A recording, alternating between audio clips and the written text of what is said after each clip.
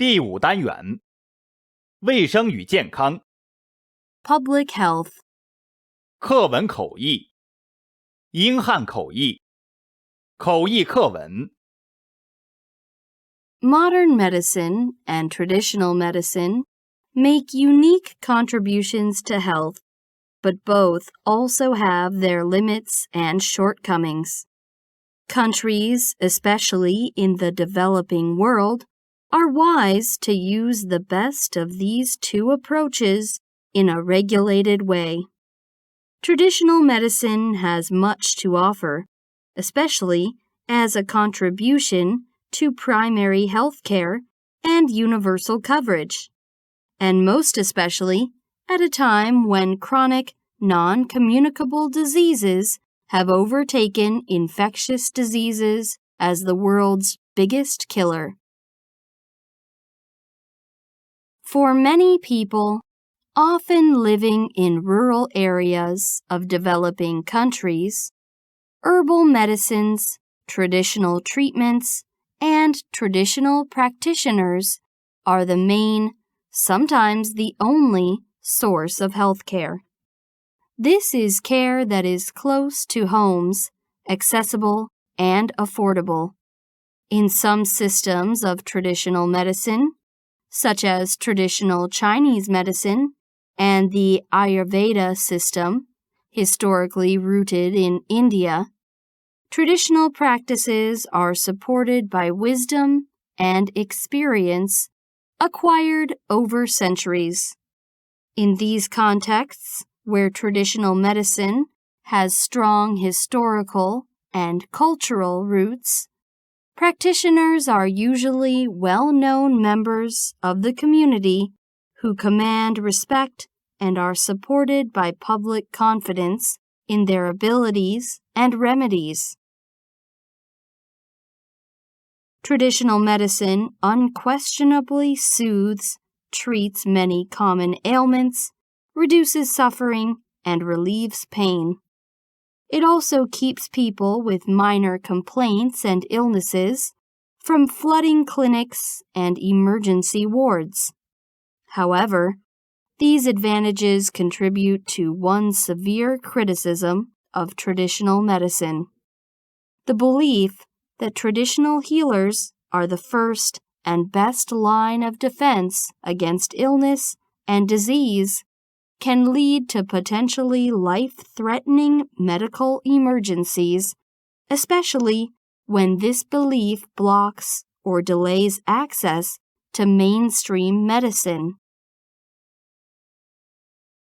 Modern medicine also has some shortcomings, which have created a situation where traditional medicine meets a perceived need, yet meanwhile earns a bad name. People suspect that powerful new drugs may have side effects that have either not yet been detected or were never honestly disclosed. Unlike antibiotics, many drugs for the treatment of chronic diseases and conditions, like high blood pressure, need to be taken long-term, if not lifelong, raising concerns about cumulative toxic effects. Some new drugs for treating cancer and diabetes also have shown severe, sometimes even life-threatening side effects. The phenomenal rise of the alternative medicine industry responds to these shortcomings in what modern medicine has to offer. In several North American and European countries, the production and sale of herbal medicines, dietary supplements, and other so-called natural products have become a huge and profitable industry. In the USA alone, this industry is a $32 billion a year business. The industry fiercely defends its territory, its claims, and its profits. Aggressive marketing that makes unsubstantiated claims has antagonized many in the medical establishment. As medical professionals argue, most alternative medicines are introduced onto the market via over-the-counter sales or the internet without any regulatory oversight. In their view, the public risks self-medication with products that are potentially ineffective or toxic, or both. In this case, the industry has hijacked traditional medicine, but without the skills of experienced practitioners.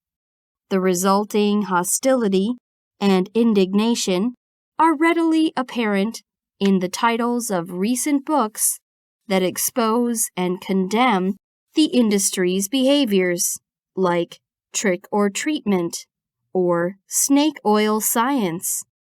All these publications share one fundamental conclusion.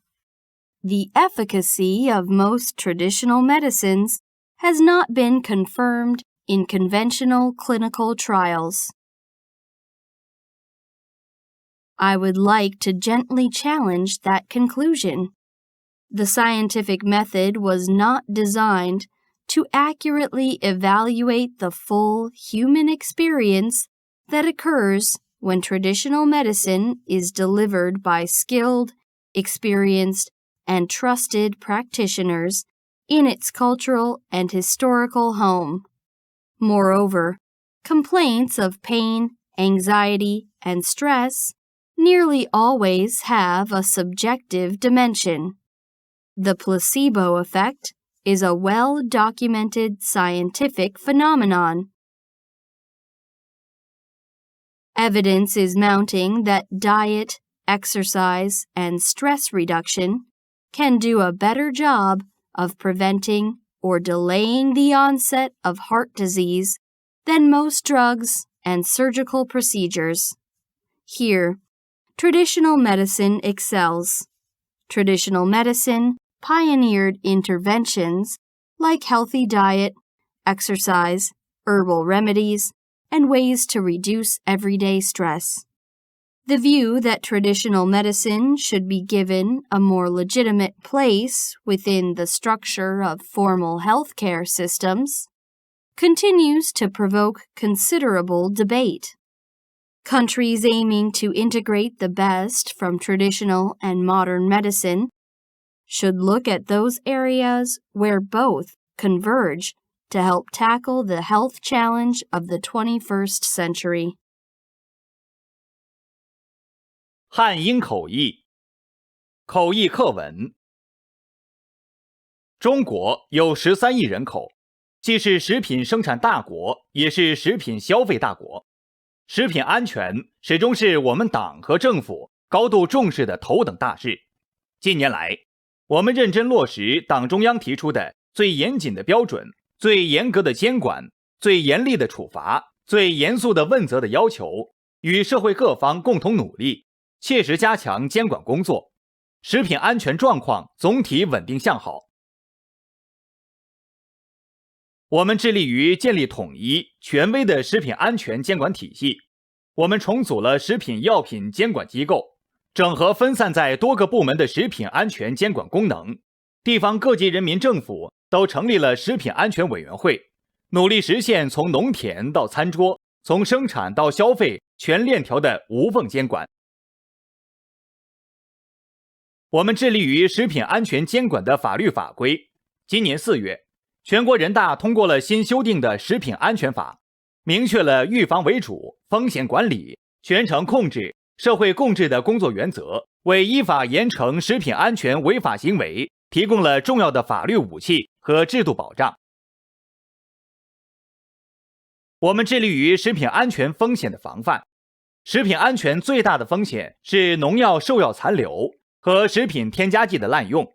防范食品安全风险最重要的基层工作是完善食品安全标准及其检测方法，把各种可能的风险纳入到我们监管的视野。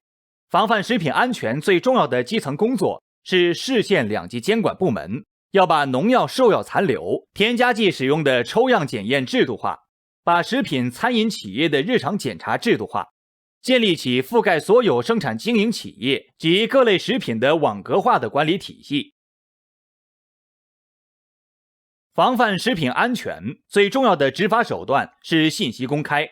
公开不合格的产品信息是对消费者最好的保护，是对违法者最大的震慑，是对执法者最有力的约束，是对社会舆论最主动的引导，也是对社会诚信体系建设最大的贡献。我们坚信，有党中央、国务院的高度重视、坚强领导，有广大生产经营者主体责任的自觉落实，有广大媒体和广大消费者的共同监督，我们一定能够履行好食品安全监管的职责，维护好广大人民群众舌尖上的安全。口译实践，英汉口译。Excellences, ladies and gentlemen, food safety is of special importance as it still is on top of the agenda in almost all countries around the world. Food safety is an issue of growing importance for China as well. For both the government and consumers, to address this problem, Chinese government has implemented a number of important measures, such as strengthening supervision, enacting and enforcing laws, improving food safety standards, and raising public awareness. The creation of China Food and Drug Supervision and Administration, CFDA, as a unified single agency to oversee the national food safety framework is a key milestone in this regard. The United Nations Industrial Development Organization, UNIDO, has a strong track record in promoting food safety, working along the entire food processing value chain. This begins by upgrading the operations of agro-processors to meet relevant food safety standards.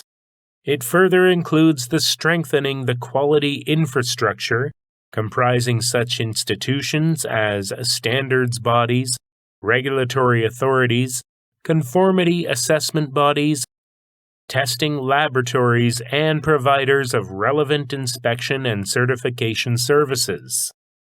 All of these are indispensable to allow food producers and processors to receive the necessary certificates confirming that their products are safe for human consumption. Over the past years, UNIDO has successfully assisted more than 230 food processing enterprises in Asia and Africa to become certified against international quality and food safety management system standards. UNIDO also has supported more than 200 agro-food testing laboratories to gain international accreditation. At the country and regional level, UNIDO has supported countries such as Bangladesh, Egypt, Iran, Iraq, and Pakistan to overcome export bans for their food products in the European Union, the United States, or other regulated markets. At global level, UNIDO has been actively involved as a member of the Global Food Safety Initiative, GFSI, a private sector-driven platform addressing food safety as a global, non-competitive issue. UNIDO has been a key implementing agency for the GFSI Food Safety Capacity Building Program over the past 6 years, with projects implemented in a number of countries such as Egypt, India, Malaysia, and Ukraine, in partnership with a number of GFSI company members such as Metro, Eon, and Pick n Pay. Furthermore, UNIDO is an active partner to the Global Food Safety Partnership, GFSP, since its inception and is working closely with the World Bank, WB, and GFSP partners such as Mars Incorporated, Waters, the Food Industry Asia, FIA, and the U.S. Food and Drug Administration, FDA, to advance food safety collaboration. In its 5-year plan, GFSP aims at being the global platform on food safety, which brings together the public and private sector, academia, and international organizations to deliver global solutions to food safety challenges and help scale up its implementation through a multi-donor trust fund. We believe this is a true model of global partnership, which we strongly support at UNIDO. UNIDO has maintained good cooperation with China in the past 40 years and has implemented hundreds of technical cooperation projects in the country in various fields. I am pleased to share with you that it was UNIDO that assisted China to send the first group of senior officials of the State Council abroad to learn the experience of other countries on the development of special economic zones. The ongoing UNIDO-China cooperation is focusing on 2 priority areas. One is green industry, the other is food safety, based on the UNIDO-China Strategic Cooperation Framework approved by the State Council. UNIDO is committed to partner and support CFDA for achieving its mandate and mission of advancing the national food safety system in China and share international best practices. Ladies and gentlemen, finally, I would like to thank and congratulate CFDA for organizing this forum that allows us to broaden the discussion of food safety towards a new concept, a recognition that the challenges are not only many and varied, but are also interrelated and call for an integrated, cooperative response. Global food safety is a shared responsibility, which requires collaboration and partnerships among all concerned international organizations, countries, and the business sector. 汉英口译。19世纪末至20世纪初，西方现代医学开始传入中国，北美及欧洲人士和组织先后在中国兴学办医。1914年，美国洛克菲勒基金会成立了美国中华医学基金会，并在北京建立了协和医学院。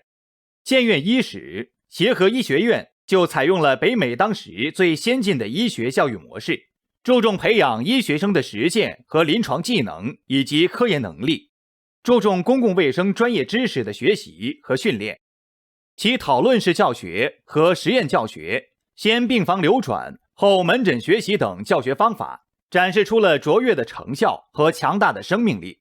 24小时住院医师负责制更是为中国建立住院医师规范化培训制度奠定了深厚的实践基础。100年来，协和医学院培养了林巧稚、黄家四、吴阶平等一大批品德高尚、学术一流、医术精湛、享誉中外的医学大师，为中国卫生事业的发展做出了重要的贡献。回首100年，中国的卫生事业也取得了长足的进步。与新中国成立初期相比，中国的人均预期寿命从1949年的35岁提高到现在的75岁左右，孕产妇死亡率从10万分之1500下降到10万分之23.2，婴儿死亡率从1000分之200下降到1000分之5.9，国民的健康状况得到了根本改善。特别是2009年，党中央国务院做出了深化医药卫生体制改革的重大决策部署以来，中国的卫生改革与发展取得了重大成效，全民初级保健保障制度框架全面建立，覆盖了全国95%以上的人口，支起了世界上最大的初级保健保障安全网，建立了基本药物制度和基层医疗卫生机构，服务能力大幅提升。基本公共卫生服务的内容不断拓展，现在已经免费提供了11大类、43项基本公共服务的项目，均等化的水平明显提高。公立医院的改革试点逐步深入，医院资源总量显著增加，广大人民群众的健康权益得到了更好的维护，为经济社会的发展提供了有力的保障。